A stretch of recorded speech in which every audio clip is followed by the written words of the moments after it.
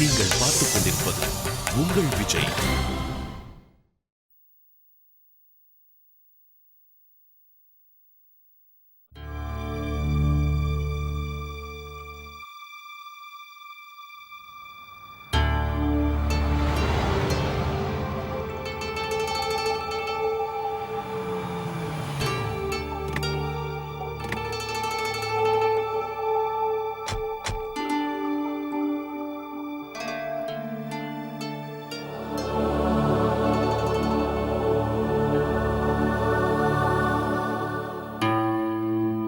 வாங்க வாங்க வாமா.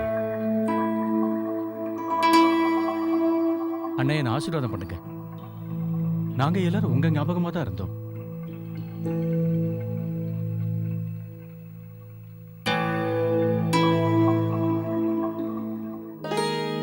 ஆசீர்வாதம் பண்ணுங்க. எப்படிமா இருக்க? மாமா ஆசீர்வாதம் பண்ணுங்க. தீர்க்க சுமங்கலியாரம்மா, இந்த வருஷம் வெளியே கோலம் அழகா இருக்கு, பார்க்க ரொம்ப நல்லா இருக்கு. பெரியப்பா வணக்கம். வணக்கம் பெரியப்பா. நல்லா இருக்குமா? சௌக்கியமா இருக்கல்ல? இருக்கேன். ஒண்ணு மட்டும் உண்மை பெரியப்பா, நீங்க இல்லைன்னா இந்த வீடு வீடாவே இல்ல. உண்மையை சொல்றேன்னு, நீங்க இங்க இல்லாம எங்களுக்கு எதுவுமே சரியா நடக்கல. இப்ப எல்லாமே சரியாயிடுச்சா?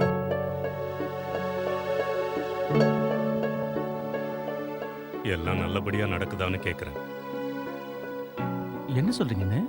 அதான் நீங்க வந்துட்டீங்கல்ல, எல்லாம் நல்லபடியாவே நடக்கும். ஏன் இது வரைக்கும் எதுவுமே சரியா இல்லையா?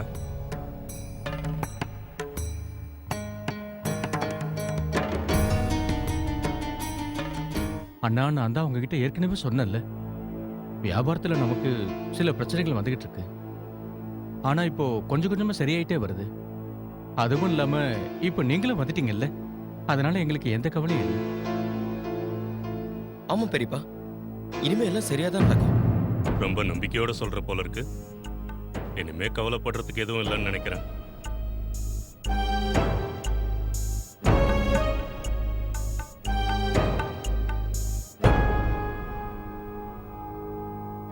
அண்ணா, நாங்க என்னன்னு சொல்றது, ஒரு பெரிய பிரச்சனையே வந்தது. நாங்க ரொம்ப கஷ்டப்பட்டு தான் பணத்தை அரேஞ்ச் பண்ணோம். தீபாவளி பண்டிகை ஏற்பாடு கூட செய்ய முடியல. அப்ப திடீர்னு உங்களால எப்படி பணத்தை அரேஞ்ச் பண்ண முடிஞ்சது?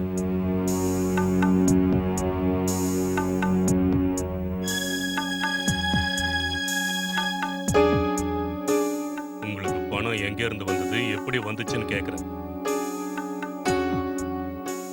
அது வந்து வியாபாரத்துல போட்ட பணம் கைக்கு வரப்போகுது. அப்புறம் பணம் எங்க இருந்து வந்ததுன்னு இப்ப என்கிட்ட சொல்லுங்க.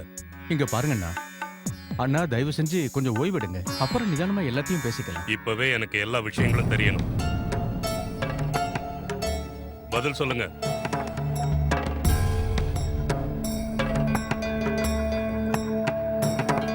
அந்த வேலையை செய்யறதுக்கு நீங்க ரெண்டு பேரும் யோசிக்கவே இல்லைல்ல? சொல்றதுக்கு மட்டும் ஏன் யோசிக்கிறீங்க? ஏன் பதில் சொல்ல மாட்டேங்கிறீங்க? ரெண்டு பேரும் வீட்டை அடமானம் வைக்க தானே யோசிச்சீங்க. அது எவ்வளவு பெரிய தப்புன்னு உங்களுக்கு தெரியல?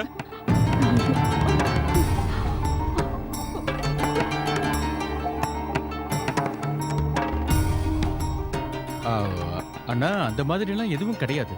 இனி நீ என்கிட்ட எந்த விஷயத்தையும் மறைக்க முடியாது. இதோ இந்த பத்திரம் என் கைக்கு வந்துருச்சு பாரு.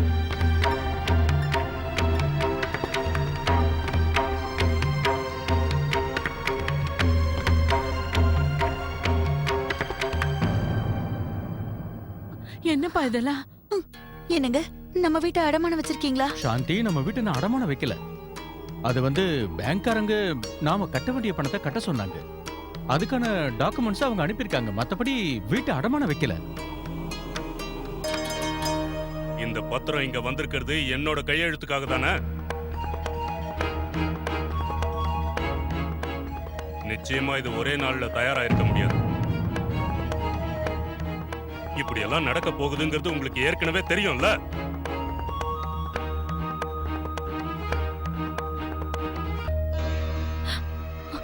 பெரியப்பா, நாங்க முதல்ல உங்ககிட்ட சொன்னோம்ல, நம்ம வியாபாரம் பெரிய பிரச்சனையில மாட்டிக்கிச்சு. கொடுக்க வேண்டிய பணத்தை திருப்பி கொடுக்க முடியல. அதனால நாங்க முயற்சி பண்ணி நீங்க 2 பேரும் என்ன முயற்சி பண்ணீங்க? நமக்கு நமக்கு ஏன் இப்படி ஒரு நிலைமை?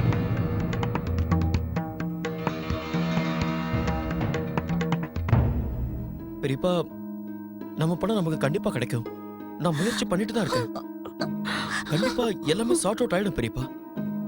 ஒண்ணும் இல்ல, பணம் கைக்கு வர்றதுக்கு கொஞ்சம் லேட் ஆயிடுச்சுன்னா நாம இந்த வீட்டை அடமானம் வைக்க வேண்டியது வரலாம். கார்த்திக்,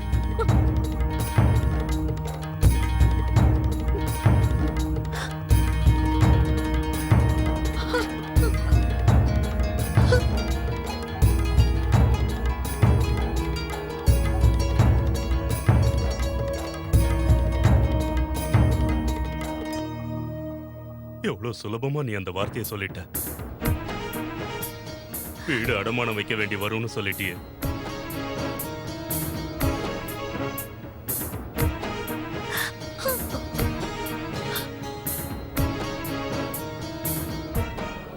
நமக்கு ஏன் இப்படி ஒரு நிலைமை வந்ததுன்னே எனக்கு புரியல.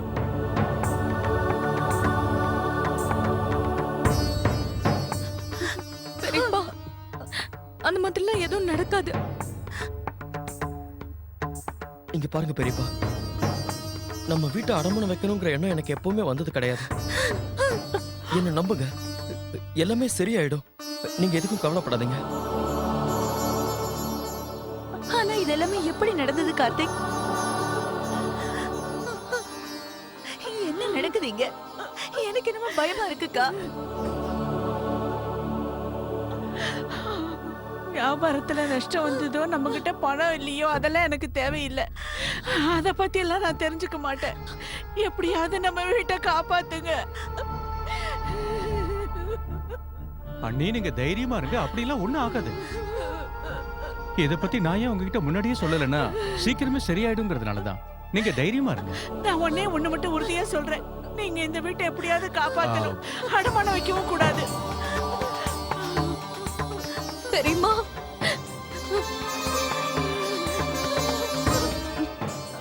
பெரியம்மா, பெரியம்மா ப்ளீஸ், அந்த மாதிரிலாம் எதுவும் ஆகாது. நீங்க அழாதீங்க, நீங்களும் அழாதீங்கம்மா.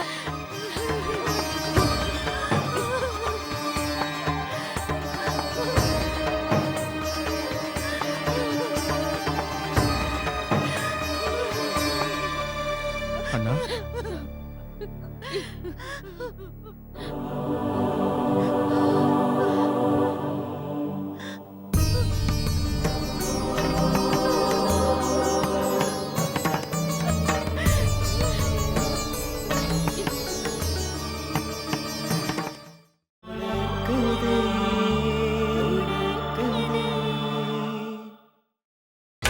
நீங்கள் பார்த்துக் கொண்டிருப்பது உங்கள் விஜய்.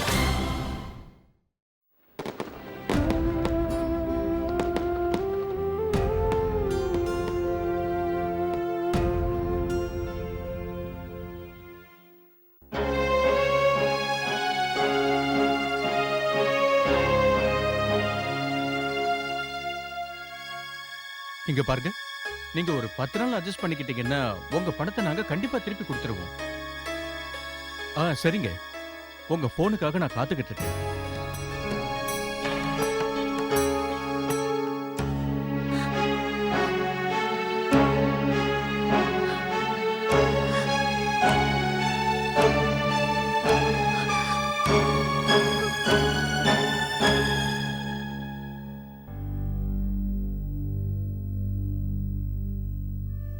கார்த்திக் இன்னும் எதுவும் ஆகல. நம்ம நம்பிக்கையை கைவிடக்கூடாதா?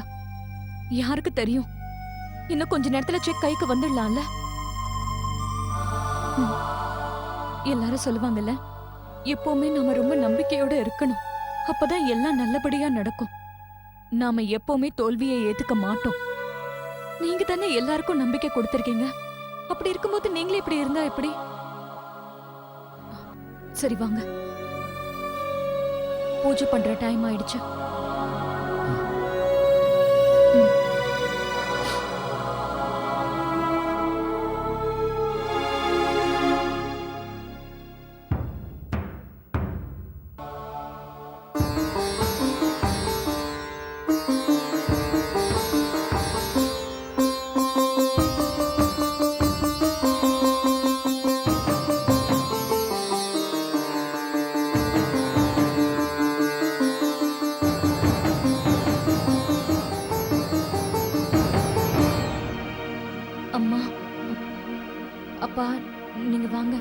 பூஜை பண்ற டைம் ஆயிடுச்சு.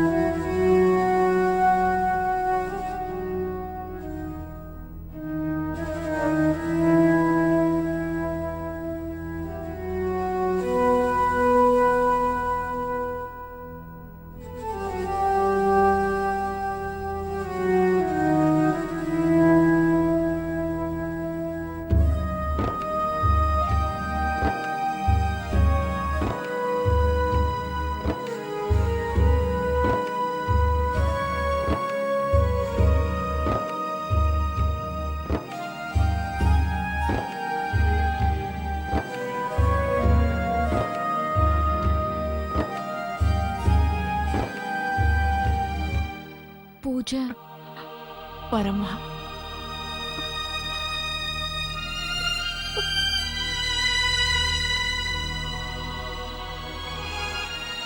வாங்க பெரியப்பா.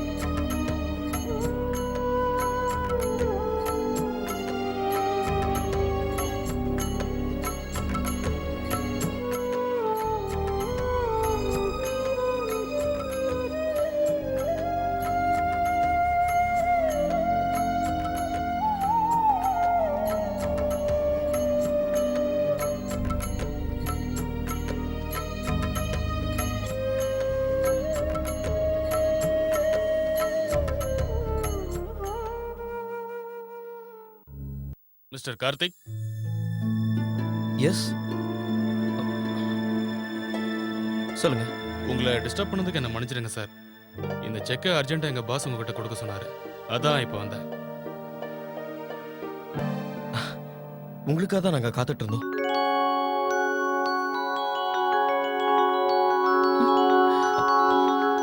தேங்க்யூ. இட்ஸ் ஓகே சார், வரேன். அப்பா இதை பாருங்க.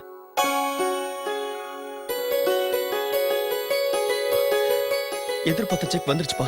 அப்படியா?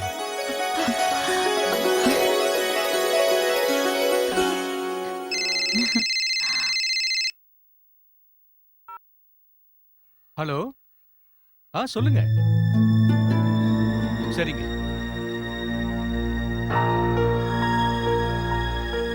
என்னப்பா என்னாச்சு? யார் ஃபோன் பண்ணா? மேனேஜர் கால் பண்ணாரு. அவரு என்ன சொன்னாருன்னா, அந்த கம்பெனிக்காரங்க யாருக்கெல்லாம் செக் கொடுத்திருக்காங்களோ என்னப்பா என்னாச்சு? அந்த செக் எல்லாமே திரும்பி வந்துருச்சா. நமக்குன்னு இருந்த கடைசி சான்ஸ் இதுதான்.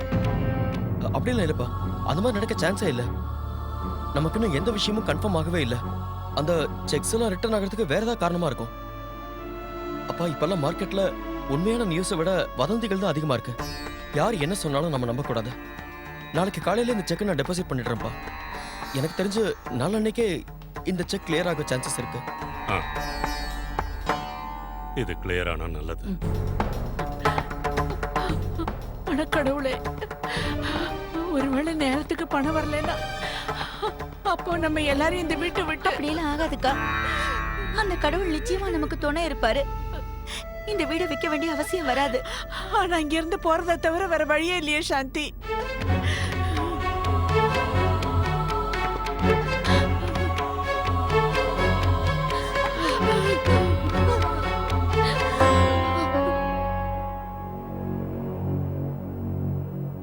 இந்நேரம் பேங்க் ஓபன் பண்ணிருப்பாங்க. நான் பேங்க்குக்கு ஃபோன் பண்ணி செக் என்னாச்சுன்னு கேட்கணும். நீ வேற யார்கிட்டயாவது இதை பத்தி பேசுனியா? யாராவது பணம் தரேன்னு சொன்னாங்களா? அண்ணா நான் இது வரைக்கும் நிறைய பேர்கிட்ட பேசிட்டேன். ஒரு சில பேர் கண்டிப்பா உதவி செய்யறேன்னு சொல்லியிருக்காங்க.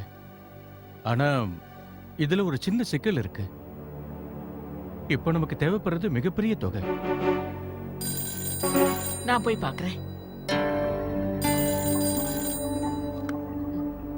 ஹலோ. ஆமா நந்தினி சொல்லு. கார்த்திக் வீட்ல தாமா இருக்கா. நீங்க 2 பேரும் வர போறீங்களா என்ன? எப்போ? அப்படியாம்மா, சரி நான் வச்சிடுறேன். கார்த்திக், லட்சுமி நந்தினி 12 மணிக்குள்ள வந்துருவேன்னு சொல்றாங்க. இன்னைக்கு நம்ம வீட்ல பண்டிகை இல்ல. சாந்தி நீ வா, நாம போய் சமையல் வேலையை பார்க்கலாம்.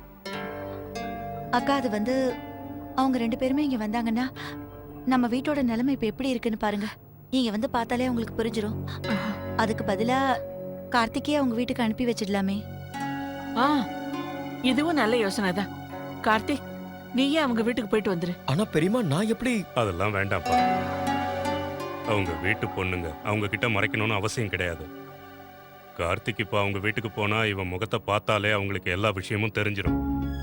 அதனால என்னை பொறுத்த வரைக்கும் அவங்க 2 பேரும் இங்க வர்றதுதான் நல்லது. அது இல்ல மாமா, அர்ச்சனா வேற அவ பிறந்த வீட்டுக்கு. இல்ல, அர்ச்சனா நிச்சயமா போயாகணும். என்ன மன்னிச்சிருங்க பெரியப்பா, ஆனா நான் போக மாட்டேன்.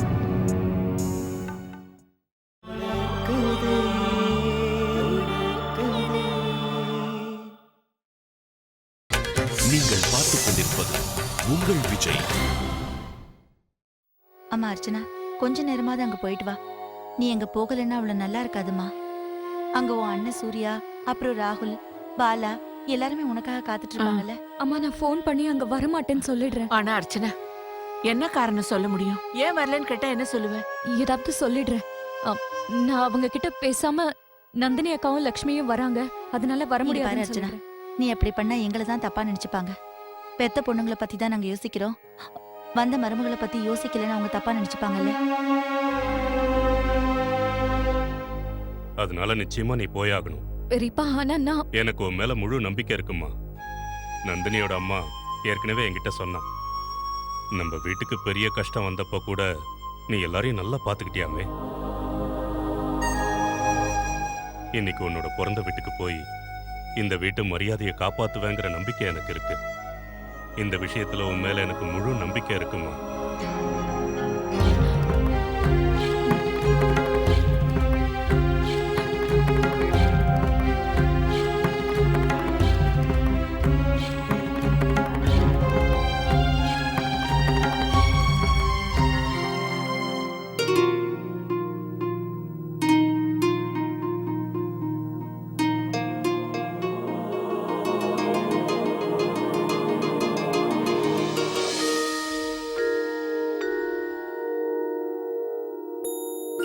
நான் நிஜமாவே அங்க போகணும்னு நீங்க நினைக்கிறீங்களா?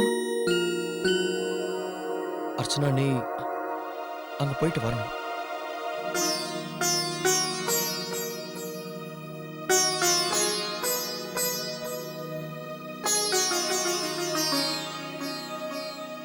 அப்படின்னா நீங்க எனக்கு ப்ராமிஸ் பண்ணுங்க. நீங்க பேங்க்ல பேசினதுக்கு அப்புறமா இல்ல வேற ஏதாவது தெரிஞ்சா கூட எனக்கு உடனே ஃபோன் பண்ணி சொல்லணும். அது நல்லதா இருந்தாலும் கெட்ட.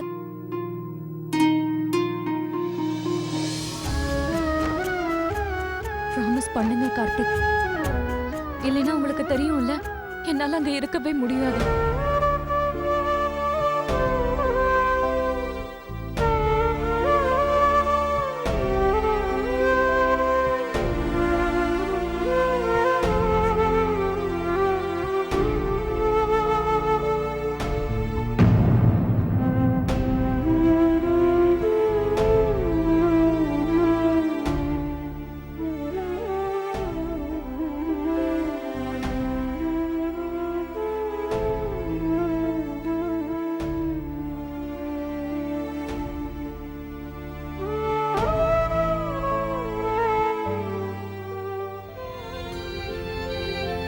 அர்ச்சனா